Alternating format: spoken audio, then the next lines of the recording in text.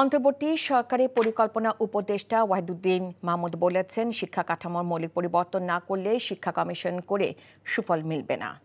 বলেন, প্রতিনিয়ত বিভিন্ন আন্দোলন করায় রাষ্ট্রকার্য ও শিক্ষা কার্যক্রম বিঘ্নিত হচ্ছে। দুপুরে রাজধানী একটি হোটেলে পিপিআরসি আয়োজিত এক সেমিনারে তিনি এসব কথা বলেন। অভ্যুত্থান পরবর্তী তরুণ প্রজন্মের মধ্যে অস্থিরতা কাজ করছে উল্লেখ করে পরিকল্পনা উপদেষ্টা বলেন, তরুণরা কিছু করতে চায় কিন্তু কিভাবে করবে তা বুঝতে পারছে না।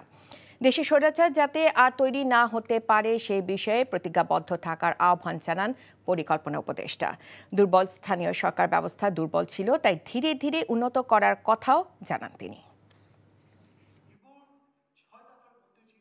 আমি যে অল্প কয়েকদিনের জন্য যে সরকারে আছি, এক ধরনের মানসিক অস্থিরতা। তরুণরা যারা এই অভ্যুত্থানে অংশগ্রহণ করেছে তারা একটা কিছু করতে চায়, দেশের জন্য করতে চায়, কিন্তু ঠিক কীভাবে কি করবে সেটা বুঝে উঠতে পারছে না। প্রতিদিন সকালে উঠেই ভাবে আমি কি করব, আজকে কোন দাবিটা করব, কি করতে হবে আমার। এখানে আমাদের যারা প্রবীণ আর একটু বড় আছে তাদের থেকে, তাদের বোধহয় একটা সাহায্য দরকার ওদের দিক নির্দেশনার জন্য। বান্ডেল থাকলে প্রতি সেনমানিতে টাকা বাঁচবে।